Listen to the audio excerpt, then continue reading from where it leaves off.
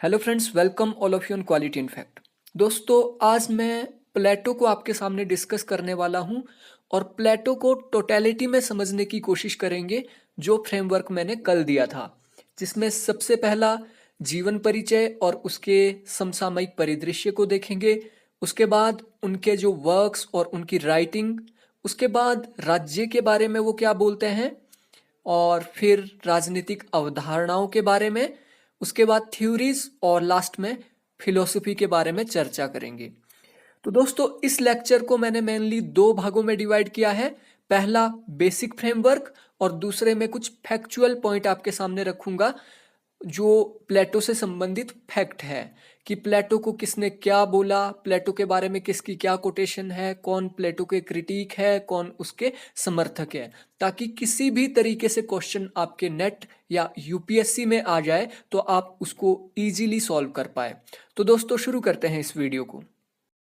तो दोस्तों, आप कॉपी और पेन तैयार रखें और जो भी मैं यहाँ से बोलूँ आप उसको नोट डाउन कर लेना, क्योंकि दोस्तों हमारे पास टाइम कम है और सिलेबस बहुत ज़्यादा चेंज हुआ है। इसलिए अगर मैं कंटेंट बनाकर वीडियो में लिखकर आपके सामने लाऊंगा तो उसमें एक वीडियो बनाने में 3 से 4 दिन लग जाएंगे। इसलिए आपको अपनी लिसनिंग पावर को बढ़ाना होगा और सुनने के साथ साथ उसके नोट्स भी आपको बनाने होंगे। और वैसे भी आपको रिटर्न मटेरियल की ज़रूरत नहीं पड़ेगी वीडियो में, क्योंकि जो मेरे नोट्स है उसके अंदर आपको ये सारे के सारे फैक्ट लिखे हुए मिल जाएंगे, तो आप डिस्क्रिप्शन में जाके वो नोट्स भी डाउनलोड कर सकते हैं। तो पहला पॉइंट है प्लेटो का जीवन और समसामयिक परिदृश्य। दोस्तों, प्लेटो का जन्म 427 ईसा पूर्व में एथेंस के एक कुलीन परिवार में हुआ। कुलीन मीन्स वो राजा रजवाड़ों के फैमिली से बिलोंग करते थे और उनका जो वास्तविक नाम था वो एरिस्टोकल था। एरिस्टोकल। उनके पिता का नाम एरिस्टन तथा माता का नाम परीक्षणे था, जो कि एथेंस के सोलन वंश की वंशज थी। ओके। और प्लेटो की एक बहन और 2 भाई थे, जिनका भाई का नाम एडिमेनाटस और ग्लोकोन थे। और दोनों ये जो इनके भाई हैं, इनके साथ इनकी जो बुक्स है रिपब्लिक, उसमें संवाद का काम किया है इन दोनों भाइयों ने, एडिमेनाटस और ग्लोकोन ने। प्लेटो ने जो अपनी स्टडी की थी वो म्यूजिक में, मैथमेटिक्स में, पोएट्री और रियोट्रिक में की थी। ठीक है। और उन्होंने अपने जीवन में 3 युद्ध जीते। पूरे जीवन काल में उन्होंने 3 युद्ध जीते, जिसकी वजह से उन्हें बहादुरी की उपाधि भी दी गई थी। और उन्होंने जीवन पर्यंत विवाह नहीं किया, यानी उन्होंने शादी नहीं की। और प्लेटो की भेंट जो उनके गुरु सुकरात से 20 वर्ष की उम्र में 407 ईसा पूर्व में हुई तथा वह उनके साथ 8 साल तक रहे। प्लेटो क्या है, शुरू में एक कवि बनना चाहते थे, वो एक पोएट बनना चाहते थे। लेकिन 399 ईसा पूर्व में जब सुकरात को जबरदस्ती जहर का प्याला पिलाया गया तो प्लेटो का पूरा ध्यान भंग हो गया पोएट्री से, और वो सुकरात को न्याय दिलाना चाहते थे, इसलिए उन्होंने लिखना शुरू किया। अब बात कर लेते हैं प्लेटो की समसामयिक परिस्थितियों की, कि आखिर किन परिस्थितियों में उनका जन्म हुआ और किन परिस्थितियों में वो जिए। क्योंकि कोई भी फिलोसफर होता है, उसका चिंतन, उसके विचार उसकी समकालीन परिस्थितियों से ही डेवलप होते हैं।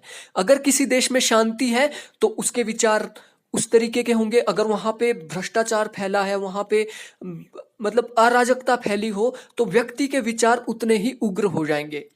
तो प्लेटो के अगर समकालीन परिस्थितियों की बात करें तो वो एथेंस के अंदर क्या है, मतलब भ्रष्टाचारियों की सरकार थी। वहां पे क्या है, सिर्फ व्यक्तिवाद और स्वार्थ का प्रभुत्व था। वो चाहे वहां के नागरिक हो चाहे वहां के शासक हो, वो अपने स्वार्थ की पूर्ति में लगे हुए थे। ठीक है। और वहां पे क्या है, जो भी राजा थे वो अव्यवसायी थे, मतलब ट्रेनिंग नहीं दी जाती थी राजा को। मतलब डफर से डफर लोग भी वहां पे राजा बन सकते थे, और वहां पे अज्ञानता का शासन था। अज्ञानता का शासन मतलब जो राज करते थे उन्हें किसी भी प्रकार की शासन की नॉलेज नहीं होती थी। इसके संदर्भ में प्लेटो बोलते थे कि एक नाई को बाल काटने के लिए प्रशिक्षण दिया जाता है, लेकिन एक राजा को शासन चलाने के लिए प्रशिक्षण नहीं दिया जाता है। और प्लेटो के टाइम में एथेंस में असमानता बहुत ज्यादा थी, क्योंकि वहां पे धनी वर्ग सिर्फ शासक वर्ग ही था। जो वहां पे सामान्य जन थे, सामान्य लोग थे, वो बहुत ही ज्यादा गरीब थे, निर्धनता में जीवन जी रहे थे। राजनीतिक अस्थिरता जो स्थिरता होती है वो बिल्कुल नहीं थी। वहां पे राजनीतिक अस्थिरता थी। कभी कोई शासन कर रहा है, फिर उसको हटा के कोई दूसरा वहां पे शासन स्थापित हो जाता था। उसी के टाइम में, उसके जीवन काल में 30 वर्षों के अंदर, प्लेटो का जो शुरुआती जीवन था उसमें 30 वर्षों के अंदर कई वहां पे गृह युद्ध हुए और कई प्रकार की सरकारों में वहां पे परिवर्तन हुआ था। प्लेटो के टाइम में ही एथेंस में 30 निरंकुशों की सरकार स्थापित हुई थी। 30 टोटलिटेरियनिज्म की सरकार स्थापित हुई थी। उसके बाद वहां पे डेमोक्रेसी स्थापित हो गई और उसी डेमोक्रेसी ने उसके गुरु सुकरात को सजा सुनाई थी। तो दोस्तों, आप समझ सकते हो किन परिस्थितियों में प्लेटो का जन्म हुआ, पालन पोषण हुआ और किन परिस्थितियों में वो पले बढ़े, जिसकी वजह से उनके जो विचार है थोड़े से कट्टर हो गए, थोड़े से तीव्र हो गए। उन्होंने डेमोक्रेसी की कटु आलोचना की और डेमोक्रेसी को सबसे भ्रष्ट सरकार इसीलिए उन्होंने माना। दोस्तों, इसके साथ साथ ही प्लेटो एक मैथमेटिशियन थे। उनका जो संपर्क पाइथागोरस से था, आपको पता है पाइथागोरस एक फेमस मैथमेटिशियन है। इसके साथ ही उनका जो संपर्क था वो आर्चितास से भी था। आर्चितास क्या है, इटली के तारस में रहते थे और वो एक फेमस मैथमेटिशियन और राजनीतिज्ञ थे। ठीक है। 386 में प्लेटो ने अपनी एक एकेडमी की शुरुआत की, जिसे रिक्रिएशन स्पोर्ट के नाम से जाना जाता है। यानी प्लेटो ने रिक्रिएशन स्पोर्ट नामक एक एकेडमी की स्थापना की 386 ईसा पूर्व में। और दोस्तों, प्लेटो ने डायनोसिस नामक एक राजा को आदर्श राजा बनाने की कोशिश की, जो कि सिसिली के राजा थे, लेकिन उसमें प्लेटो सफल नहीं हो पाए थे। तो आपने डायनोसिस को बहुत ही याद रखना है, ये क्वेश्चन आ सकता है। और प्लेटो की मृत्यु 347 ईसा पूर्व में हुई, जब वो अपने एक शिष्य की शादी में गए हुए थे। अब बात करते हैं प्लेटो की रचनाओं की, कि आखिर उन्होंने किन किन पुस्तकों की रचनाएं की। दोस्तों, जो प्लेटो की रचनाएं हैं वो मुख्यतः संवाद शैली में है। संवाद मतलब डायलेक्टिक फॉर्म में है। एक व्यक्ति का दूसरे व्यक्ति से क्या बातचीत होती है, वही उनकी किताबों में दिखाई गई है। और जो प्लेटो की टोटल जो रचनाएं हैं उसमें से 23 जेन्युइन रचनाएं मानी जाती है और 11 विवादित रचनाएं हैं, जिनके ऊपर विवाद है कि ये आखिर प्लेटो की ही है या फिर उनके शिष्यों ने ये लिखी है। इसके अलावा उन्होंने 13 पत्र भी लिखे हैं या आर्टिकल भी उन्होंने लिखे हैं। और इनकी जितनी भी रचनाएं हैं उनको 4 भागों में डिवाइड किया जा सकता है।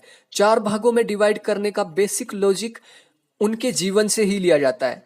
पहला भाग है जब वो सुकरात से उनकी भेंट होती है। सुकरात से भेंट से लेके सिसिली की यात्रा तक, यानी जब तक सुकरात को सजा दी जाती है तब तक ये पहला पोर्शन है। उसके बाद दूसरा जो उनका पीरियड माना जाता है वो माना जाता है ट्रांजिशनल पीरियड, जब विचारों में उनके परिवर्तन हुआ। विचारों में परिवर्तन कैसे आया? विचारों में परिवर्तन जैसे ही उनके गुरु सुकरात को सजा दी जाती है, उसके बाद उनके विचारों में परिवर्तन आया और ये तब से सेकंड चरण उनकी रचनाओं का शुरू होता है। और जो तीसरा चरण है ये उनके परिपक्वता का चरण था, जब उनके विचार है वो परिपक्व होने लगे, मैच्योर होने लगे। और इस टाइम उन्होंने रिपब्लिक की रचना की। और जो उनका अंतिम चरण रचनाओं का है उस चरण में उन्होंने स्टेट्समैन और द लॉज की रचनाएं की। अब संक्षिप्त में बात कर लेते हैं उनके रचनाओं की कि उन्होंने कौन कौन सी रचनाएं लिखी है। सबसे पहले इनकी फेमस 3 राइटिंग्स को जान लेना जरूरी है और उनके बारे में थोड़ा थोड़ा जान लेना जरूरी है कि कंटेंट क्या रहा है उन रचनाओं का। तो सबसे पहले रिपब्लिक देख लेते हैं, क्योंकि रिपब्लिक इनकी सबसे पहली बुक थी। और रिपब्लिक एक ऐसी बुक है जिसका क्लासिफिकेशन आज तक नहीं किया जा सका है। रिपब्लिक में समसामयिक राजनीति, उस टाइम की जो समसामयिक राजनीति थी, नीति शास्त्र, अर्थशास्त्र, मनोविज्ञान आदि सभी विषयों का समावेश है। इसमें लोकतंत्र की आलोचना की गई है और इसका मुख्य विचार सद्गुण ही ज्ञान है, जो कि उन्होंने सुकरात से लिया था। वर्च्यू इज नॉलेज पर आधारित है, ठीक है। और जो रिपब्लिक का अर्थ होता है, रिपब्लिक का अर्थ होता है न्याय से। ये आज के गणतंत्र से रिलेटेड नहीं है। प्लेटो का जो रिपब्लिक ग्रंथ है ये न्याय से संबंधित है और न्याय ही प्लेटो के राज्य का आधार था। उसके बाद दूसरी बुक उनकी फेमस है स्टेट्समैन। स्टेट्समैन यह मूल्यतः एक राजनीतिक ग्रंथ है, ठीक है। ये पॉलिटिकल साइंस का एक ग्रंथ है जिसमें उसने दृष्टांतों के माध्यम से व्यवहारिक बातों का स्पष्टीकरण किया है। दृष्टांत क्या होते हैं? दृष्टांत होते हैं, उन्होंने कुछ एग्जाम्पल दिए हैं, उदाहरण दिए हैं और उन उदाहरणों के द्वारा उन्होंने जो एक्चुअल पॉलिटिक्स है, व्यवहारिक राजनीति है, उसका स्पष्टीकरण किया है। इसमें उन्होंने शासक की निरंकुशता के स्थान पर कानून के शासन पर बल दिया है, ठीक है। कि कुछ स्टेट्समैन होंगे, स्टेट्समैन का मतलब क्या होता है? जो स्टेट्स को चलाते हैं, ठीक है। ऐसे लोग जो स्टेट को चलाते हैं, उसमें एक व्यक्ति भी हो सकता है, कई व्यक्ति भी हो सकते हैं। और जो स्टेट्समैन होंगे वो पूरी तरीके से निरंकुश नहीं होंगे, थोड़ा बहुत वो कानूनों की सहायता से देश को चलाएंगे। और दोस्तों, इसमें उन्होंने इस मौलिक प्रश्न को भी उठाया है कि आदर्श राज्य में नागरिकों को शासक पर उतना ही निर्भर होना चाहिए जितना कि एक बच्चे को माता पिता के ऊपर।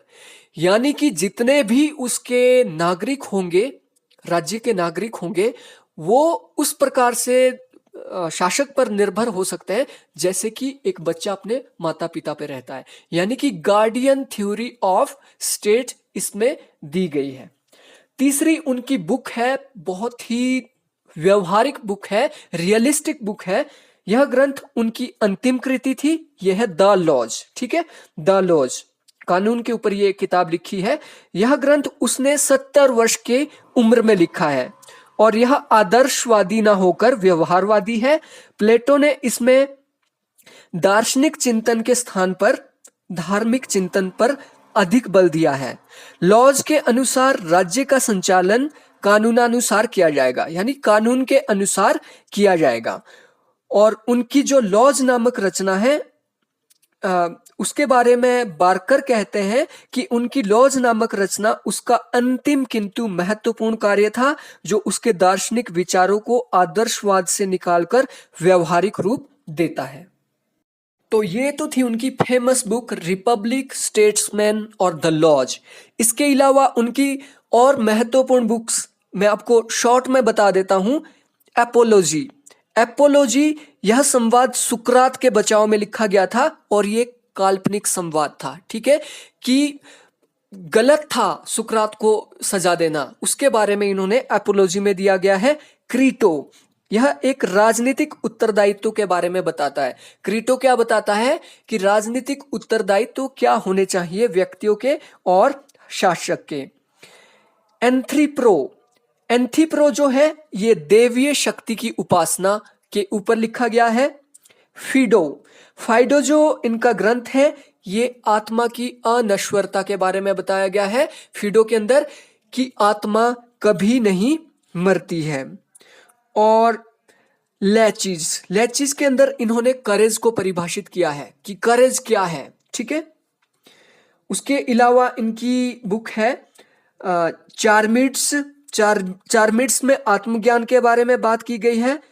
प्रोटागोरस, प्रोटागोरस में इसमें सोफिस्ट प्रोटागोरस की तुलना सुकरात की थीम से की गई है। इसके अलावा इनकी बुक है मीनो, मीनो में सद्गुण को पढ़ाने पर बल दिया गया है कि सद्गुण को कैसे पढ़ाया जाए। इसके अलावा बुक है मिनेक्सेनस और गार्गियास, सिंपोजियम टाइमेनस, तिमायस और फिलेवस। ये क्योंकि ये ग्रीक शब्द है तो प्रोनाउंसिएशन में ये डिफरेंट भी हो सकते हैं, तो प्रोनाउंसिएशन के लिए मैं माफी चाहूंगा। अब दोस्तों फ्रेमवर्क के हिसाब से चलते हैं तीसरे पॉइंट की ओर, जो है थॉट कंसर्निंग स्टेट, राज्य से संबंधित विचार। और राज्य से संबंधित विचार में सबसे पहले लेते हैं हम ओरिजिन ऑफ स्टेट, कि आखिर राज्य की उत्पत्ति कैसे हुई प्लेटो के अनुसार। तो प्लेटो बोलते हैं जो राज्य है वो व्यक्तियों का विस्तृत रूप है। ठीक है, राज्य क्या है? व्यक्तियों का विस्तृत रूप है। राज्य व्यक्तियों से बनता है, ना कि व्यक्ति राज्य से बनते हैं। तो इन्होंने साथ में ऑर्गेनिक थ्योरी ऑफ स्टेट की बात की है, यानी ऑर्गेनिक मतलब आंगिक सिद्धांत। फॉर एग्जाम्पल स्टेट क्या है? स्टेट एक पूरा का पूरा शरीर है, बाजुए, टांगे, मुख, कान क्या है? उसके व्यक्ति है। ठीक है, सारे के सारे नागरिक हैं। तो राज्य का उन्होंने क्या आंगिक सिद्धांत दिया है, और उन्होंने बोला है कि राज्य की उत्पत्ति कैसे हुई है? व्यक्तियों से हुई है। और क्योंकि ये ऑर्गेनिक थ्योरी की बात करते हैं, इसलिए बोलते हैं कि राज्य की उन्नति से ही व्यक्ति की उन्नति होगी। ठीक है, जैसे अगर मैंने खाना खाया तो सिर्फ ये मेरे ऑर्गन जो है, मेरे बाजू की या फिर मेरे एक टांग की उन्नति नहीं होगी, मेरे पूरे के पूरे शरीर की उन्नति होगी। वैसे ही प्लेटो बोलते हैं कि राज्य की अगर उन्नति होगी तो उसके नागरिकों की उन्नति अपने आप ही हो जाएगी। और राज्य की उत्पत्ति के बारे में उन्होंने 3 बातें कही है कि राज्य की उत्पत्ति 3 चरणों में होती है। ये डायरेक्ट नहीं हो जाती है। वो बोलते हैं पहले तो सिर्फ एक जंगल था, ठीक है, जंगल राज था, किसी भी प्रकार का राज्य नहीं था। जैसे जैसे लोगों में वृद्धि हुई, परिवार बनने लगे, वैसे वैसे स्टेट का डेवलपमेंट होने लगा। तो राज्य की उत्पत्ति 3 चरणों में हुई। पहले चरण में क्या होता है प्लेटो के अनुसार? राज्य मानव समाज की आवश्यकताओं से उत्पन्न होता है। प्लेटो क्या बोलते हैं? राज्य मानव समाज की आवश्यकताओं से उत्पन्न होता है। राज्य की आर्थिक जरूरतों के लिए, यानी भरण पोषण करने के लिए उत्पादकों की जरूरत होती है, अर्थात पहले चरण में प्रोडक्टिव क्लास का जन्म हुआ। पहला चरण जो राज्य की उत्पत्ति का है उसमें प्रोडक्टिव क्लास का जन्म हुआ, जो कि अनाज वगैरह उगाया करते थे। ठीक है, दूसरा चरण, राज्य की उत्पत्ति का दूसरा चरण उत्साह है। उत्साह मतलब करेज है। मात्र आर्थिक जरूरतों से मनुष्य संतुष्ट नहीं हो जाता है। प्लेटो बोलता है कि आर्थिक जरूरतें ही सब कुछ नहीं है, उसमें प्रतिस्पर्धा भी होती है, उसमें उत्साह भी होता है। ठीक है, तथा जनसंख्या वृद्धि के साथ साथ अधिक लोगों का भरण पोषण करने के लिए सैनिक वर्ग की जरूरत भी पड़ी, क्योंकि बहुत सारे लोग क्या है, चोरी भी कर लेते थे या फिर बहुत ही उत्पाती काम करते थे। उसके कारण क्या हुआ? सैनिक वर्ग की जरूरत पड़ी, और ये सैनिक वर्ग क्या करते थे? युद्ध द्वारा क्षेत्र जीतकर धन एकत्र करते थे, जिससे कि अच्छे से उनका भरण पोषण हो सकता था। और तीसरा चरण क्या उन्होंने बोला कि सैनिक वर्ग में ही कुछ लोगों में साहस के साथ साथ विवेक की मात्रा भी थी। उनके पास साहस तो था, उनके पास रीजन भी था, उनके पास विवेक भी था। और विवेक की मात्रा में जब विवेक उनके पास आने लगा सैनिकों में, तो उन्हीं में से कुछ लोग शासक बन गए, और वहां से शासक वर्ग की उत्पत्ति हो जाती है। ठीक है, और अतः उपरोक्त जो ये तीनों चरण हैं, इन तीनों चरणों के आधार पर हम बोल सकते हैं कि राज्य का निर्माण 3 गुणों से हुआ है। पहली क्षुब्धता, जिसे एपेटाइट बोलते हैं या भूख बोलते हैं। दूसरा साहस, स्पिरिट या करेज बोल सकते हैं। और तीसरा रीजन या विवेक। यानी राज्य की उत्पत्ति मूलतः 3 तत्वों के कारण हुई, और इसको उन्होंने आत्मा से ही लिया है। और ये तीनों तत्व सभी व्यक्तियों के पास होते हैं। ऐसा नहीं है कि मेरे पास साहस है तो मेरे पास विवेक नहीं होगा, मेरे पास अगर भूख है तो मेरे पास विवेक नहीं होगा। ये सब में होता है, लेकिन कुछ लोगों में विवेक ज्यादा होता है और उनकी भूख कम होती है, तो वो क्या है, शासक बन जाते हैं। दूसरा देख लेते हैं नेचर ऑफ स्टेट, कि राज्य की प्रकृति कैसी थी, राज्य कैसा था। तो दोस्तों राज्य की प्रकृति के अंदर सबसे पहला तो मैंने बता दिया, इन्होंने ऑर्गेनिक थ्योरी की बात की कि राज्य क्या है, एक शरीर की भांति है और व्यक्ति उसके अंग है। ठीक है, उसके बाद जो उनका राज्य था वो वर्ग विभाजन पर आधारित था। राज्य में मुख्यतः 3 वर्ग थे जो कि मैं आपको बता चुका हूं, सैनिक वर्ग, प्रोडक्टिव क्लास और आपका शासक वर्ग। तो ये वर्ग में विभाजित था और तीनों वर्ग उनकी योग्यताओं पे बने थे। और जो प्रकृति के हिसाब से राज्य की जो आधारशिला थी, राज्य की आधारशिला न्याय थी। न्याय को राज्य का आधारशिला उन्होंने माना है। दोस्तों, नेचर वाइज राज्य क्या था? सर्वोपरि था। राज्य क्या था? एंड। और व्यक्ति क्या थे? मीन्स। राज्य क्या था? अंत था और व्यक्ति साधन थे। क्योंकि प्लेटो क्या बोलते हैं कि राज्य की उन्नति में ही व्यक्ति की उन्नति है। तो एंड और मीन वाला कॉन्सेप्ट भी आपने याद रखना है। तीसरा पॉइंट, सॉवर्निटी।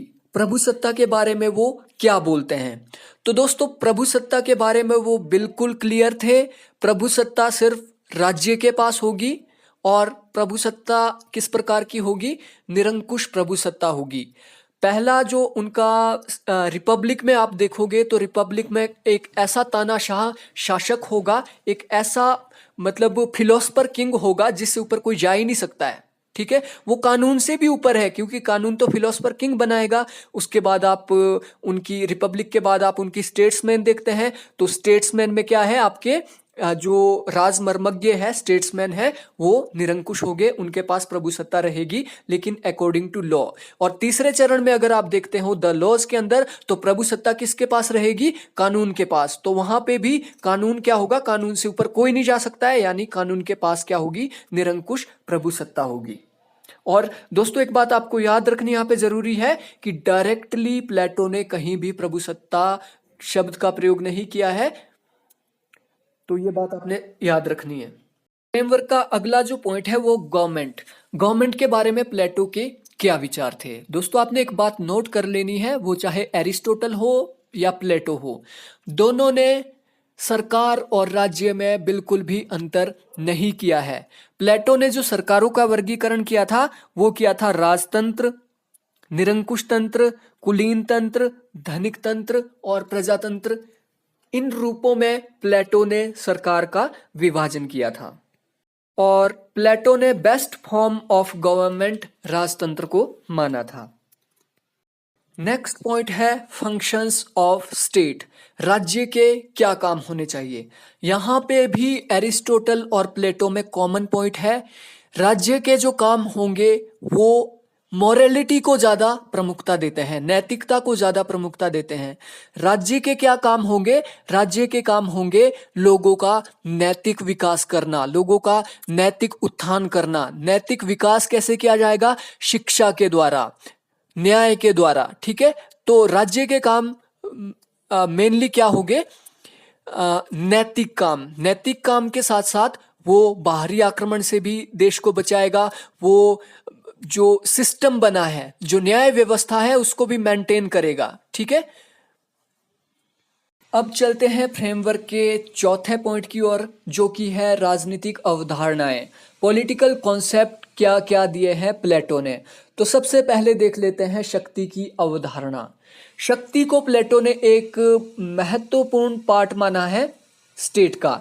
बिना शक्ति के स्टेट नहीं चल सकता है, इसीलिए उन्होंने करेज को इंपॉर्टेंट माना और सैनिक जो वर्ग है उसको इंपॉर्टेंट माना राज्य के लिए। सैनिक और राजा की जो निरंकुश शक्ति है वो सरकारों में स्थिरता ला सकती है और जो बार बार गृह युद्ध होते हैं उसे खत्म कर सकते हैं शक्ति के द्वारा और बाहरी आक्रमण से लोगों की रक्षा की जा सकती है। तो शक्ति को इन्होंने एक महत्वपूर्ण कॉन्सेप्ट माना है। उसके बाद अगला है कानून की अवधारणा। दोस्तों, अगर प्लेटो में हम देखें तो पहला चरण जो उनका था रिपब्लिक, उसमें उन्होंने न्याय को ही प्रमुखता दी थी और कानून की उन्होंने पूरी तरीके से अवहेलना कर दी थी। पहले चरण में वो कानून को बिल्कुल भी महत्व नहीं देते थे। सेकंड चरण जो उनका आता है राजमर्मज्ञ का, राजमर्मज्ञ में वो क्या बोलते हैं कि स्टेट्समैन ऐसे होंगे जो कानूनों को लागू करेंगे। तो सेकंड फेज में उन्होंने कानून को महत्व दिया था और तीसरा फेज तो उनका कानून पे ही आधारित था, जो उन्होंने बुक लिखी थी द लॉज। लॉज के अंदर उन्होंने कानून की महत्वता को समझा और उन्होंने ये माना कि कानून बहुत ही ज्यादा महत्वपूर्ण है शासन को चलाने के लिए। यहां तक कि राजा भी कानून से ऊपर नहीं जा सकता है, कानून क्या होंगे, सुप्रीम होंगे। ठीक है, तो ये आपने उसके तीनों चरणों को ध्यान में रखना है। कॉन्सेप्ट में अगला इनका महत्वपूर्ण कॉन्सेप्ट है न्याय की अवधारणा, कॉन्सेप्ट ऑफ जस्टिस। और दोस्तों ये ऐसी अवधारणा है कि इसके ऊपर मैं अगर 10 घंटे का भी लेक्चर बना लूं वो भी कम है, लेकिन फिर भी इसको 10 मिनट के अंदर पूरा का पूरा आपको समझाने की मैं कोशिश करूंगा। तो दोस्तों न्याय की जो प्लेटो शुरुआत करते हैं उसमें वो जो वहां पे पहले से स्थापित न्याय की कुछ परिभाषाएं थी उसकी उसको वो क्रिटिसाइज करते हैं। सबसे पहले सिफेलस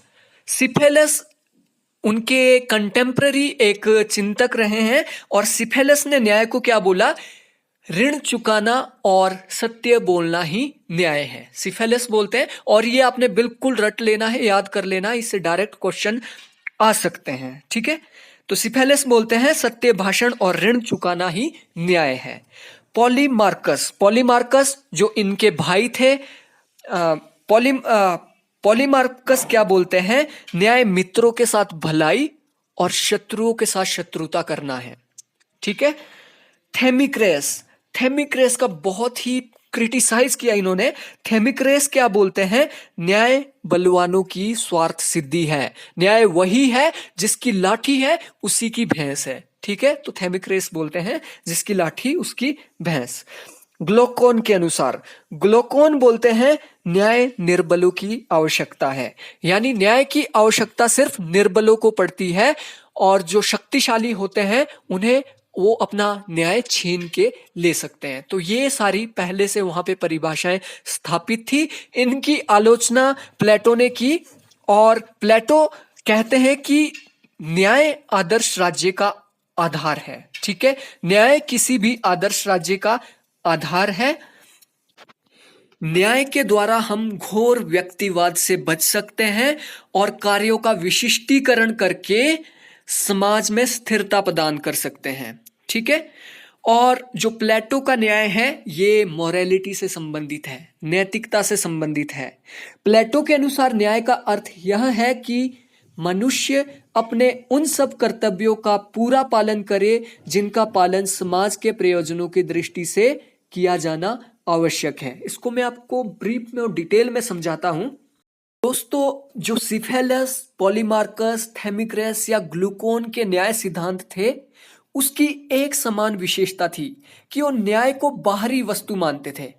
न्याय को क्या है, बाहरी वस्तु मानते थे, यानी किसी को दंड देना तो वो बाहर से देंगे, किसी के साथ भलाई करना तो वो भी बाहर से ही करते थे, किसी का ऋण चुकाना तो वो भी बाहर से प्रदर्शित होता था। लेकिन जो प्लेटो का न्याय सिद्धांत है वो आंतरिक है, आत्मा से संबंधित है। ठीक है, आत्मा से कैसे संबंधित है वो आपको आगे बताता हूं। और जो प्लेटो की न्याय की प्रकृति एवं निवास है, छोटे स्थान में वो मानव की आत्मा में रहता है और बड़े स्थान में राज्य में रहता है। इससे आप एक बात समझ लो कि न्याय को उन्होंने दो कैटेगरी में बांटा है, एक व्यक्तिगत न्याय छोटे रूप में और एक सामाजिक न्याय जो कि राज्य में रहता है। तो इस बात को आपने नोट कर लेना है कि उन्होंने दो प्रकार के न्याय की बात की थी। व्यक्ति में 3 गुण पाए जाते हैं, तृष्णा, शौर्य तथा ज्ञान। इन तीनों में सामंजस्य स्थापित करना ही व्यक्तिगत न्याय है। व्यक्तियों में क्या है, 3 प्रकार के गुण हैं। फॉर एग्जाम्पल मेरे अंदर विवेक बहुत ज्यादा है, बहुत ही विवेकी हूं, बहुत ही ज्ञानी आदमी हूं, तो मुझे क्या बनना चाहिए, राजा। अगर मेरे अंदर शौर्य बहुत ज्यादा है, बहुत ज्यादा मेरे अंदर क्या है, करेज है, तो मुझे क्या बनना चाहिए, सैनिक। अगर मैं सैनिक नहीं बनता करेज होने के बावजूद तो मैं अपने साथ न्याय नहीं करता हूं, मेरे साथ व्यक्तिगत न्याय नहीं हुआ है। तो ये न्याय का पहला पक्ष है। ठीक है, दूसरा है प्लेटो के अनुसार राज्य मानव मस्तिष्क का ही विराट रूप है। राज्य क्या है, मानव मस्तिष्क का ही विराट रूप है। प्लेटो के अनुसार राज्य में न्याय तभी स्थिर रहता है जब राज्य में शासक निस्वार्थ भावों से शासितों के हितों में कार्य करते हैं। तो सामाजिक न्याय क्या हुआ? व्यक्तिगत न्याय तो हुआ कि मेरे अंदर क्या है, करेज है, तो मुझे सैनिक बनना चाहिए। और सामाजिक न्याय होगा अगर मेरे अंदर करेज है और मैं समाज के लिए काम कर रहा हूं तो बिल्कुल निष्ठा और ईमानदारी से काम करूंगा और दूसरों के काम में हस्तक्षेप नहीं करूंगा। अगर मेरे अंदर करेज है तो मैं सिर्फ सैनिक बनूंगा, मैं प्रोडक्टिव क्लास या शासक वर्ग में हस्तक्षेप नहीं करूंगा, तभी सामाजिक न्याय स्थापित किया जा सकता है। ब्रीफ में अगर मैं आपको बताऊं तो न्याय का मतलब है आपके अंदर जो गुण है, आपके आत्मा के जो गुण है, आपके अंदर अगर शौर्य है तो आपको सैनिक बनना चाहिए, आपके अंदर अगर इच्छा है तो आपको प्रोडक्टिव क्लास में जाना चाहिए, आपके अंदर अगर विवेक है तो आपको राजा बनना चाहिए, और आपको दूसरों के काम में हस्तक्षेप नहीं करना चाहिए। जिसके जो गुण है वो उसी के अनुसार कार्य करे और दूसरों के कार्य में हस्तक्षेप नहीं करे, तभी न्याय की स्थापना हो सकती है। तो ये कॉन्सेप्ट था प्लेटो के न्याय का। और दोस्तों, इस न्याय सिद्धांत की आलोचना कई चिंतकों ने की। कुछ बोलते हैं ये कानूनी नहीं है, ये जो न्याय है ये कानूनी नहीं है, ये नैतिक है, इसको राज्य इसके ऊपर किसी भी प्रकार के कानून नहीं बना सकता है, सजा नहीं दे सकता है, क्योंकि जब आप आंतरिक बात कर रहे हो तो किसको पता है कि आपके अंदर कौन सी क्वालिटी ज्यादा है। ठीक है। दूसरी बात बोलते हैं कि व्यक्तिगत हितों पर राज्य का दबदबा स्थापित हो जाएगा। व्यक्ति एक क्लास से दूसरी क्लास में नहीं जा सकता है। अगर वो राजा बनना चाहता है और उसके अंदर शौर्य ज्यादा है तो उसे राजा नहीं बनने दिया जाएगा। मतलब वहां पे क्या है, राज्य का डोमिनेंस स्थापित हो जाएगा। दोस्तों, इस न्याय सिद्धांत में थोड़ा सा विरोधाभास भी है जो आपके लिए जानना बहुत ज्यादा जरूरी है। प्लेटो बोलते हैं कि शासक वर्ग निम्न वर्ग के कार्यों में हस्तक्षेप कर सकते हैं, तो ये विरोधाभास हो गया। एक और वो बोलते हैं कि कोई भी दूसरे के काम में हस्तक्षेप नहीं करता, लेकिन शासक तो कर रहे हैं। तो यहाँ पे शासक का क्या है, डोमिनेंस स्थापित हो जाएगा। अधिकारों एवं दंड की कोई व्यवस्था इसमें नहीं थी, ये भी न्याय व्यवस्था की एक आलोचना मानी जाती है। और दोस्तों, जो कार्ल पॉपर थे, कार्ल पॉपर बहुत बड़े क्रिटिक रहे हैं इनके, और कार्ल पॉपर बोलते हैं कि जो इनकी न्याय की अवधारणा है इसमें सर्वसत्ताधिकारवादी टोटेलिटेरियनिज्म जो सत्ता है उसके अंकुर पाए जाते हैं, कि यहां से क्या है, निरंकुश शासक पैदा होंगे। अब देख लेते हैं लोकतंत्र की अवधारणा, डेमोक्रेसी के बारे में वो क्या बोलते हैं। दोस्तों, डेमोक्रेसी के बारे में उनके जो विचार थे वो बहुत ज़्यादा नेगेटिव थे, क्योंकि जो एथेंस के अंदर डेमोक्रेसी स्थापित हुई थी उसने क्या किया, जबरदस्ती सुकरात को विवश किया था जहर का प्याला पीने के लिए। तो डेमोक्रेसी से वो बिल्कुल बहुत ज़्यादा नफरत करते थे। वो बोलते थे कि डेमोक्रेसी क्या है, अज्ञानियों का शासन वहाँ पे स्थापित हो जाता है, वहाँ पे गधे घोड़े बराबर हो जाते हैं, हर कोई वहाँ पे भले ही उसको ज्ञान है या नहीं है अपना ज्ञान बखारने लगता है। तो डेमोक्रेसी के बारे में इनका कॉन्सेप्ट बहुत ही नेगेटिव है, इसको बहुत ही वर्स्ट फॉर्म ऑफ गवर्नमेंट ये मानते हैं। नेक्स्ट पॉइंट है नागरिकता का सिद्धांत।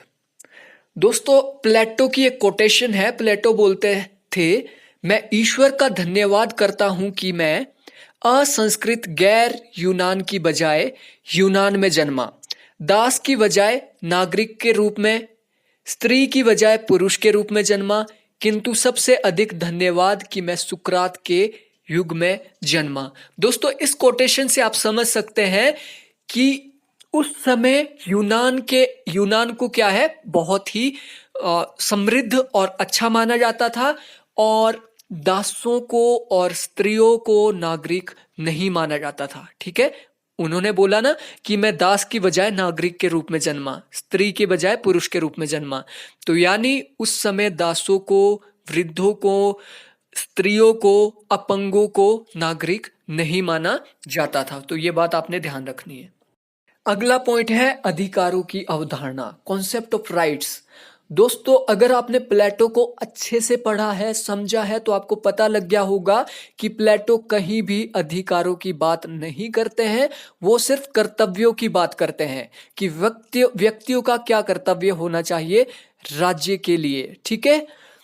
फॉर एग्जाम्पल, वो बात करते हैं कि व्यक्तियों का कर्तव्य है कि वो अपने काम से काम रखे और दूसरों के काम में टांग ना अड़ाए। उससे क्या होगा? न्याय स्थापित होगा। जहां पे कर्तव्यों से न्याय स्थापित हो रहा है और वो राज्य को क्या मानते हैं? राज्य को एंड मानते हैं और व्यक्ति को मेन मानते हैं। इसका मतलब है उन्होंने अधिकारों की कहीं भी डायरेक्टली बात नहीं की है। अगला इनका कॉन्सेप्ट है समानता की अवधारणा, और ये कॉन्सेप्ट इनका बहुत ही इंपॉर्टेंट है और अरस्तु के बिल्कुल ऑपोजिट है। जहां पे अरस्तु की सोच हमें समानता के विचार में संकीर्ण दिखती है, प्लेटो की सोच बहुत ही पॉजिटिव और मॉडर्न यहां पे दिखती है। प्लेटो स्त्री और पुरुष को समान मानते हैं। प्लेटो की एक कोटेशन है, जब एक कुतिया और एक कुत्ते में, जो कि रखवाली करते हैं घर की, जब एक कुतिया और एक कुत्ते में भेद नहीं किया जाता है रखवाली के मामले में, तो शासन के मामले में स्त्री और पुरुष में क्यों भेद किया जाता है? ठीक है। यानी स्त्री और पुरुष को समानता मिलनी चाहिए और स्त्रियां भी शासन कार्यों में भाग ले सकती है। ये कॉन्सेप्ट इनका बहुत ही इंपॉर्टेंट है, इसको आपने याद रखना है। हालांकि उन्होंने आत्मा के गुण के आधार पर व्यक्तियों को समान नहीं माना है। कैसे? क्योंकि उन्होंने डिफरेंशिएट किया है ना, कि जिसके अंदर शौर्य ज्यादा होगा वो सैनिक बनेगा, जिसके अंदर विवेक वो राजा, जिसके अंदर प्रोडक्टिव वो ज्यादा होगी वो प्रोडक्टिव क्लास में जाएगा। तो यहाँ पे उसने डिस्क्रिमिनेशन भी किया है, लेकिन उसने स्त्री पुरुष समानता की यहाँ पे बात की है। हालांकि डिस्क्रिमिनेशन भी है, वो आत्मा के आधार पे है। स्वतंत्रता की अवधारणा तो आपकी अधिकारों की अवधारणा में ही आ गई है। इन्होंने ज्यादा स्वतंत्रता की बात नहीं की है। इन्होंने सोसाइटी को बिल्कुल रिजिड बना दिया था, उसमें किसी भी प्रकार की स्वतंत्रता नहीं थी। जो जिस ग्रुप में है वो उसी ग्रुप में रहेगा, ना तो वो दूसरे ग्रुप में जा सकता है, ना ही पहले वाले ग्रुप को चेंज कर सकता है। तो व्यक्तियों को स्वतंत्रता नहीं थी। उसके बाद इनका इंपॉर्टेंट कॉन्सेप्ट है संपत्ति की अवधारणा, और ये बहुत ही वाइड इनका कॉन्सेप्ट है, तो इसको समझ लेते हैं। दोस्तों, पर्सनल प्रॉपर्टी और फैमिली को प्लेटो संरक्षक जो वर्ग था, गार्डियन जो क्लास थी, शासक जो वर्ग था, उसके लिए एक ऐसी चट्टान मानता था जिससे टकराकर उनके नैतिक जीवन का पूरी तरीके से पतन हो जाता है। ठीक है। अतः प्लेटो ने संरक्षक वर्ग के लिए साम्यवाद की एक अभूतपूर्व विचारधारा का विकास किया। और जो ये कम्युनिज्म का सिद्धांत है प्लेटो का, ये इसी सिद्धांत पर आधारित है कि अगर शासकों में मेनली दो ही आएंगे यहाँ पे, आपके सैनिक वर्ग और आपके शासक वर्ग, इन दोनों को इन्होंने प्रॉपर्टी देने की बिल्कुल भी बात नहीं की। इनको किसी भी प्रकार की प्रॉपर्टी और परिवार की अनुमति नहीं होगी। तो इनका जो संपत्ति का सिद्धांत है, ये कम्युनिज्म ऑफ प्रॉपर्टी और कम्युनिज्म ऑफ वाइफ्स के ऊपर आधारित है। तो समझ लेते हैं इन दोनों कॉन्सेप्ट को।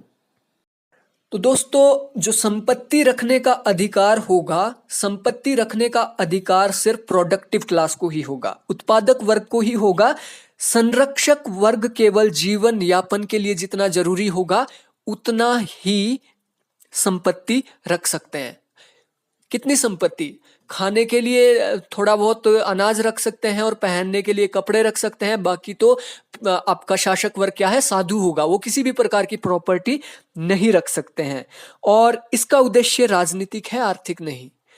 सिर्फ राजनीतिक, इसको समझ लीजिए आप, ये आर्थिक आधार पर नहीं है, ये राजनीतिक आधार पर है। यानी राजनीति को अगर अच्छा बनाना है, उससे भ्रष्टाचार को खत्म करना है, तो कम्युनिज्म ऑफ प्रॉपर्टी का सिद्धांत अपनाया जाना चाहिए। और ये शासक वर्ग को क्या है? मोह माया से दूर रखता है। मनोवैज्ञानिक आधार पे अगर हम देखें तो ये जो शासक वर्ग है उनको मोहमाया से दूर रखता है। नैतिक आधार पर देखें तो हर वर्ग क्या है, नैतिक काम करेंगे। अगर राजा को प्रॉपर्टी एक्वायर करने की अनुमति नहीं होगी तो वो क्या है, समाज कल्याण में काम करेगा। तो ये नैतिक आधार है। और व्यवहारिक रूप में भी अगर देखा जाए तो शासक को संपत्ति की ज्यादा जरूरत नहीं है। जहां पे शासन और संपत्ति एक ही हाथ में आ जाती है ना, वहां पे भ्रष्टाचार ज्यादा फैलता है। ठीक है। दूसरा उनका कॉन्सेप्ट है पत्नियों का साम्यवाद, कम्युनिज्म ऑफ वाइफ्स। प्लेटो क्या बोलते हैं, अगर शासक वर्ग की अपनी पत्नियां होगी, अपनी फैमिली होगी, तो वो क्या है, पत्नियों के मोहमाया में फंस सकते हैं, जाल में फंस सकते हैं और वो प्रॉपर्टी एक्वायर करने लगेंगे, ज्यादा से ज्यादा सुख सुविधाओं का अर्जन करने लगेंगे। तो ये क्या है, ये राजा की नैतिक कार्य में बाधा उत्पन्न करेंगे। इसलिए राजाओं की और सैनिकों की अपनी पर्सनल पत्नियां और परिवार नहीं होंगे। तो वो क्या बोलते हैं, जो भी यौन संबंध राज्य के अंदर होंगे वो राज्य के द्वारा कंट्रोल्ड होंगे। जो पत्नियां होगी वो किसी की पर्सनल नहीं होगी, वो सभी की होगी। ठीक है, पूरे स्टेट की। हालांकि ये व्यवहारिक नहीं है, आज के टाइम में भी देखा जाए। एरिस्टोटल ने भी इसका काफी ज्यादा विरोध किया था, आलोचना की थी कि एक की पत्नी सभी की पत्नी कैसे हो सकती है। तो ये प्लेटो बोलते हैं कि कम्युनिज्म ऑफ वाइफ्स होना चाहिए, राजा की कोई भी पर्सनल पत्नी नहीं होनी चाहिए, सभी की पत्नियां होनी चाहिए। और उनसे जो संतानें उत्पन्न होगी उसके ऊपर भी कोई भी अपना अधिकार स्थापित नहीं कर पाएगा। यौन संबंध जो होंगे वो स्टेट द्वारा कंट्रोल होंगे, स्टेट उनको कंट्रोल करेगा। बच्चों का पालन पोषण भी स्टेट ही करेगा, उसमें भी राजा या शासक वर्ग का कोई भी हाथ नहीं होगा। हालांकि जो प्रोडक्टिव क्लास है, जो आपकी क्लास है, उत्पादक वर्ग है, वो परिवार भी रख सकता है और पर्सनल पत्नियां भी रख सकता है। तो ये बात आपने देख लेनी है। तो इसकी आलोचना बहुत सारे चिंतकों ने की है, बार्कर ने की है, नेटिलशिप ने की है। तो इसको हम बाद में देखेंगे। चलते हैं नेक्स्ट कॉन्सेप्ट की ओर। फ्रेमवर्क के हिसाब से पांचवा हमारा पॉइंट है सिद्धांत, थ्योरी। तो इस प्रकार की कोई भी थ्योरी प्लेटो ने नहीं दी है। हालांकि इन्होंने थ्योरीज अप्रोचेस डेवलप करने की कोशिश की है, लेकिन थ्योरी इनकी ऐसी कोई भी नहीं है। अब देख लेते हैं लास्ट पॉइंट जो है फिलॉसफी। तो फिलॉसफी को 10 से 15 मिनट में मैं कवर करने की कोशिश करता हूं। फिलॉसफी के अंदर सबसे पहला पॉइंट है शिक्षा का सिद्धांत। शिक्षा से संबंधित दिसंबर 2018 में भी क्वेश्चन आया था। तो देख लेते हैं। जो रिपब्लिक इनका ग्रंथ है उसका मूल मंत्र न्याय का अन्वेषण और उसकी प्राप्ति है, और उसकी प्राप्ति के लिए अनुकूल वातावरण शिक्षा द्वारा स्थापित किया जाएगा। अगर न्याय को आपने प्राप्त करना है तो वो आप शिक्षा के द्वारा प्राप्त करेंगे। प्लेटो के अनुसार यह दो बातों से हो सकता है, या तो राज्य द्वारा नियंत्रित और संचालित शिक्षा के द्वारा और नई सामाजिक व्यवस्था द्वारा। यानी प्लेटो ने जो शिक्षा सिद्धांत दिया है उसको राज्य द्वारा नियंत्रित किया जाएगा। कोई भी प्राइवेट स्कूल या कंपनी नहीं होगी जैसे कि आज टाइम में होती है, सिर्फ राज्य ही शिक्षा देगा। और शिक्षा क्या होगा, नैतिक शिक्षा, मॉरल एजुकेशन की बात करते हैं प्लेटो। शिक्षा के द्वारा क्या होगा, जो आत्मा की उन्नति होगी, आत्मिक उन्नति होगी, व्यक्ति का चहुमुखी विकास होगा। शिक्षा का उद्देश्य सामाजिक विकास के साथ व्यक्तिक विकास से भी जुड़ा है, और आदर्श राज्य की स्थापना के लिए तो ये अनिवार्य है ही। अब देखते हैं कि प्लेटो ने जो शिक्षा पद्धति है वो कहाँ से ली। दोस्तों, उस टाइम यूनान के अंदर दो प्रकार की शिक्षा पद्धतियां विद्यमान थी। एक थी स्पार्टा की शिक्षा पद्धति और दूसरी थी एथेंस की शिक्षा पद्धति। यहाँ पे आपको मैं बता दूं, स्पार्टा और एथेंस, इनके बीच कभी भी नहीं बनी, मतलब इनके बीच दोस्ती कभी भी नहीं हुई। इनके बीच हमेशा युद्ध लगे रहते थे, संघर्ष लगे रहते थे। जो स्पार्टा की शिक्षा पद्धति थी वो राज्य द्वारा नियंत्रित थी। अगर क्वेश्चन आता है कि राज्य द्वारा नियंत्रित शिक्षा प्लेटो ने कहां से ली, तो वो स्पार्टा से ली है। ठीक है। और स्पार्टा के अंदर क्या है, 7 वर्ष की आयु से बालकों को माता पिता से अलग करके उन्हें शिक्षा दी जाती थी। शिक्षा में व्यायाम तथा युद्ध की शिक्षा दी जाती थी। अगर क्वेश्चन आए कि सैनिक शिक्षा कहां से ली गई है, तो वो भी स्पार्टा से ली गई है। ठीक है। शिक्षा में लिंग आधारित भेदभाव नहीं था, यानी महिलाओं और पुरुषों को, बालिकाओं और बालकों को शिक्षा इकट्ठी दी जाती थी, एक प्रकार की शिक्षा दी जाती थी स्पार्टा के अंदर। और लेकिन इसका जो पाठ्यक्रम था वो बहुत ज्यादा संकुचित था। संकुचित मतलब इसमें साहित्यिक एवं बौद्धिक शिक्षा नहीं दी जाती थी, इसमें म्यूजिक नहीं पढ़ाया जाता था, इसमें मॉरल एजुकेशन के ऊपर ज्यादा फोकस नहीं किया जाता था स्पार्टा के अंदर। दूसरी जो शिक्षा पद्धति थी वो थी एथेंस के अंदर। एथेंस के अंदर क्या है, शिक्षण जो संस्थाएं थी वो गैर सरकारी थी, यानी कि प्राइवेट कंपनियां या प्राइवेट स्कूल होते थे उस टाइम, वो शिक्षा देते थे, राज्य नहीं देता था। और सोलन जो राजवंश था उसके अनुसार माता पिता का दायित्व तो अपने बालकों को अक्षर ज्ञान कराना था, यानी माता पिता ही अपने बालकों को अक्षरों का ज्ञान कराते थे। और एथेंस के अंदर लड़कियों को शिक्षा देने का कोई भी प्रावधान नहीं था। शिक्षा एथेंस में 3 भागों में डिवाइड की गई थी, प्राथमिक, माध्यमिक तथा उच्च स्तर पर। प्राथमिक, माध्यमिक और उच्च स्तर पर।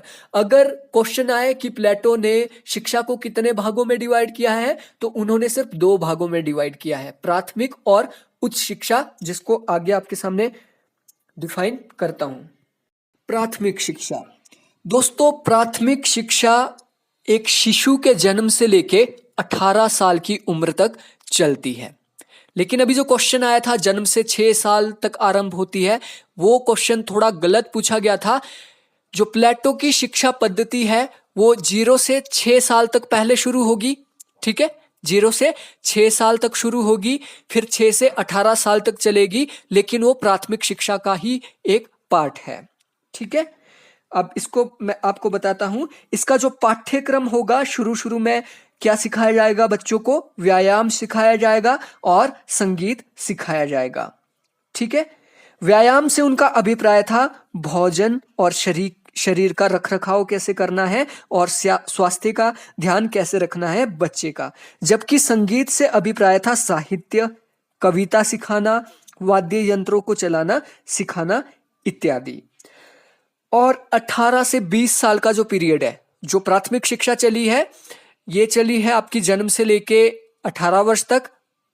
और जो 18 साल से 20 साल तक क्या होगा, अनिवार्य सैनिक शिक्षा दी जाएगी। 18 से 20 साल तक अनिवार्य सैनिक शिक्षा दी जाएगी, जो कि सभी को दी जाएगी। तो सैनिक शिक्षा का प्रावधान इन्होंने स्पार्टा से लिया था, अनिवार्य सैनिक शिक्षा। जो उच्च शिक्षा होगी वो 20 से 30 साल तक चलेगी, 20 से 30 साल तक चलेगी। और दोस्तों 20 साल की आयु में सभी शिक्षार्थियों के लिए एक योग्यता परीक्षण का पेपर रखा जाएगा, एक सिलेक्टिव पेपर रखा जाएगा। जो व्यक्ति 20 साल की उम्र में उस कॉम्पिटिटिव पेपर को पास करेगा वो हायर एजुकेशन में जाएगा, वो सेकेंडरी एजुकेशन में चला जाएगा। और जो फेल हो जाएगा वो सैनिक कैटेगरी में रह जाएगा। और प्रोडक्टिव क्लास को यहाँ पे कोई भी अधिकार नहीं है शिक्षा का, वो भी आपने ध्यान रख लेना है। जो 20 साल की उम्र में टेस्ट में फेल हो जाता है वो किस में चला जाएगा, सैनिक में, वो प्रोडक्टिव में नहीं जाएगा, ठीक है। 20 से 30 तक हो गया। और 30 से 35 वर्ष, 30 वर्ष की आयु में एक सिलेक्टिव टेस्ट और होगा। पहला सिलेक्टिव टेस्ट 20 की उम्र में हुआ और दूसरा सिलेक्टिव टेस्ट कब हुआ, ये हुआ 30 वर्ष की आयु में। और योग्य व्यक्ति जो होंगे, जो कि उस टेस्ट को पास करेंगे, वो शासक बनने के लिए ट्रेनिंग के लिए चले जाएंगे। और ये ट्रेनिंग कब तक चलेगी, 35 से 50 साल तक। तो आपने ये क्रम बिल्कुल याद रख लेना है। ये है फिलॉसफी अबाउट एजुकेशन, शिक्षा के सिद्धांत से रिलेटेड इनकी फिलॉसफी। नेक्स्ट इनकी फिलॉसफी है दार्शनिक राजा की अवधारणा, philosophy of philosopher king. Philosopher king की जो अवधारणा है, जो प्लेटो का जो तत्कालीन यूनानी नगर राज्य था उसमें व्यक्तिवादी, अक्षम तथा अज्ञानी शासक रहते थे। और वही अज्ञानी शासक क्या करते थे, राज करते थे, जिसकी वजह से जो वहां की जनता थी उनको कष्टों का, बहुत ज्यादा कष्टों का सामना करना पड़ता था। और जो राजकुमार थे उनके जो आगे, क्योंकि हायरार्की पे चलती थी, राजकुमार क्या थे, भोग विलासी थे, वो स्त्रियों के चक्कर में ही पड़े रहते थे, उनमें किसी भी प्रकार का दार्शनिकों वाली प्रवृत्ति नहीं थी। तो प्लेटो ने क्या बोला, अगर इस अव्यवस्था को खत्म करना है तो राजा को दार्शनिक होना बहुत ज्यादा जरूरी है, जिसके लिए उन्होंने शिक्षा का ये पूरा का पूरा सिद्धांत रचा था। तो प्लेटो क्या बोलते हैं?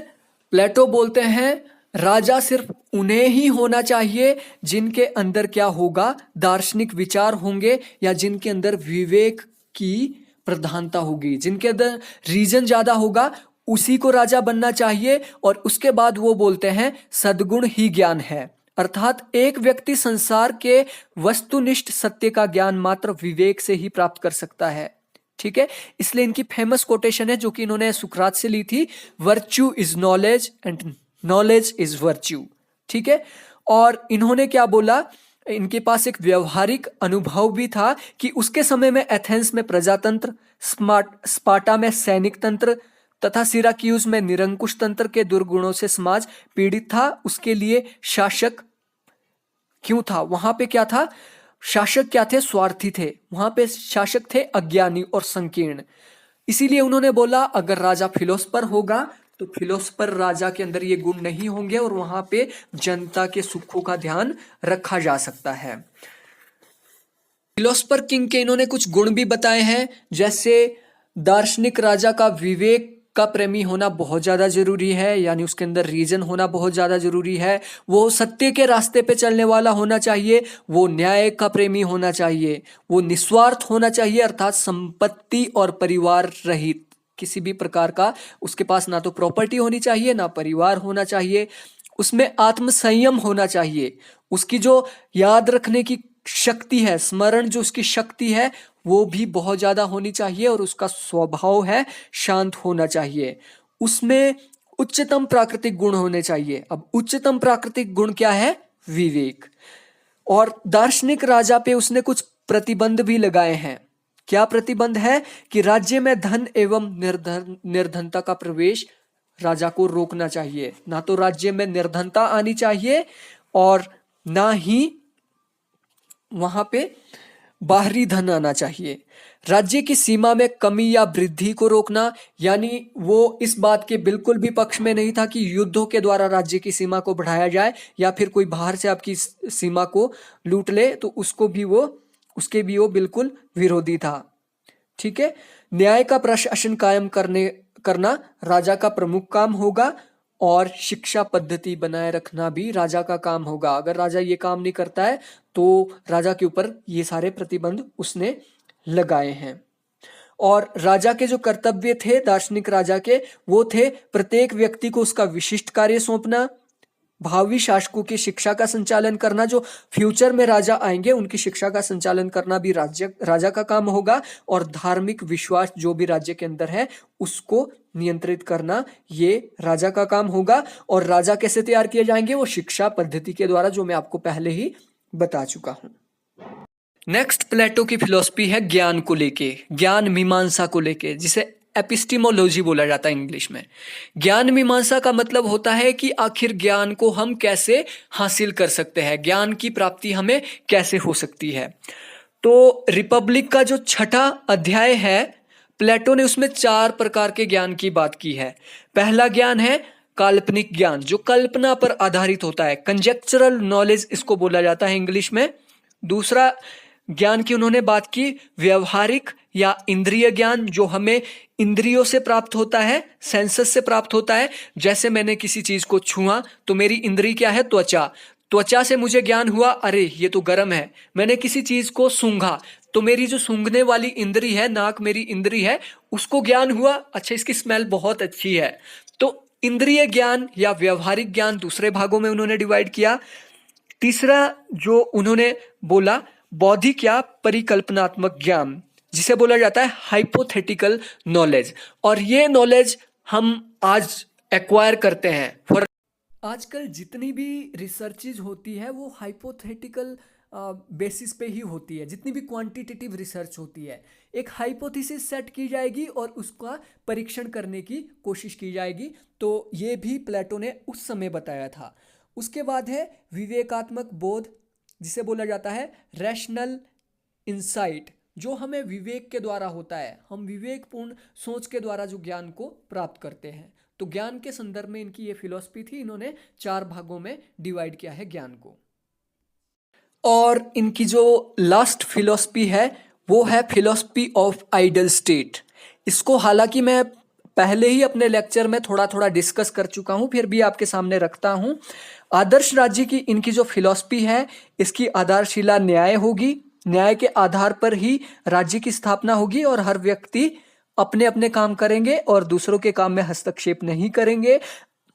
शिक्षा आदर्श राज्य का आधार स्तंभ होगी, यानी शिक्षा के आधार पर ही आदर्श राज्य की स्थापना की जाएगी। तो आदर्श राज्य के 2 आधार होंगे, न्याय और शिक्षा।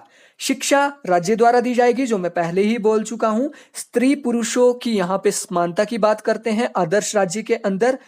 और जो प्लेटो का आदर्श राज्य है वो साम्यवाद पर आधारित होगा। और जो साम्यवाद, जो मैं आपको पहले ही बता चुका हूं, communism of property and communism of wifes. और आदर्श राज्य के अंदर प्लेटो क्या बोलते हैं, कला और साहित्य पर स्टेट का नियंत्रण होगा। क्योंकि प्लेटो के अनुसार कला और साहित्य ही 2 ऐसी चीजें हैं जो व्यक्तियों का चरित्र का निर्माण करते हैं। अगर हमारा साहित्य ही गंदा होगा तो डेफिनेटली जो व्यक्तियों का चरित्र है वो भी गंदा हो जाएगा। तो कला और साहित्य पर क्या होगा, स्टेट का नियंत्रण होगा। ठीक है। और वो बोलते हैं शिक्षा मानसिक रोग का मानसिक उपचार है। इसको आपने देख लेना। व्यक्तियों के मानसिक रोग क्या होते हैं, बचपन में बच्चों को क्या होता है, डर होता है, उसकी जिज्ञासाएं होती है। तो वो क्या बोलते हैं कि बच्चे क्या होते हैं, बच्चे नेगेटिविटी की ओर ज्यादा जाते हैं। तो शिक्षक का काम क्या रहेगा, उसकी जो मानसिक विकृति है, वो जो नेगेटिविटी की ओर जो बच्चा जा रहा है, उससे उसको वापस पॉजिटिविटी की ओर लाना, ये शिक्षक का काम होगा। उसके बाद राज्य वर्ग विभाजन पर आधारित होगा, जिसमें श्रम का भी विभाजन होगा।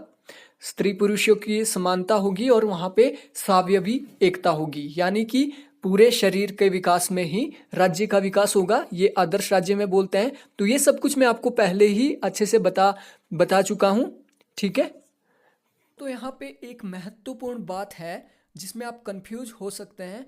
प्लेटो ने राज्य के विकास की बात नहीं की है, ऐतिहासिक विकास की बात नहीं की है। इन्होंने आत्मा के विकास की बात की है। सिर्फ आत्मा के विकास से ही राज्य का विकास हुआ है। इन्होंने ऐतिहासिक विकास की बात नहीं की है, जैसा कि आज के थिंकर बोलते हैं। व्यक्तियों को पहले खाने की जरूरत पड़ी तो प्रोडक्टिव क्लास आई, व्यक्तियों को फिर शौर्य की जरूरत पड़ी तो सैनिक क्लास आई, व्यक्तियों को फिर शासन की जरूरत पड़ी तो क्या आई, आपकी शासक वर्ग आए। लेकिन ये व्यक्तियों के आत्मा के विकास के ऊपर है। ऐतिहासिक प्रमाण प्लेटो ने कहीं भी नहीं दिया है। तो दोस्तों ये था प्लेटो के जो फ्रेमवर्क था। फ्रेमवर्क के अंदर मैंने पूरा का पूरा प्लेटो यहाँ पे फिट कर दिया है। दोस्तों मेरा जो अगला लेक्चर रहेगा वो रहेगा फैक्ट बेसिस पे, और प्लेटो पे ही रहेगा अगला लेक्चर भी। जो मेरा ये वाला लेक्चर था ये कॉन्सेप्चुअल ज़्यादा था, फैक्चुअल कम था। फैक्ट इसमें मैंने कम दिए हैं। जो मेन फैक्ट है उसको मैं अगले लेक्चर में ज़रूर आपके सामने लाऊंगा। तो आई होप आपके कॉन्सेप्ट क्लियर हो गए होंगे। अगर आपको मेरी वीडियो ये जरा सी भी पसंद आई, आपको लगता है कि हमारे यूज की है, तो आप इसे ज़्यादा से ज़्यादा शेयर करें, इसे लाइक करें और कमेंट ज़रूर करें। Thanks for watching. मिलते हैं नेक्स्ट सेशन के अंदर।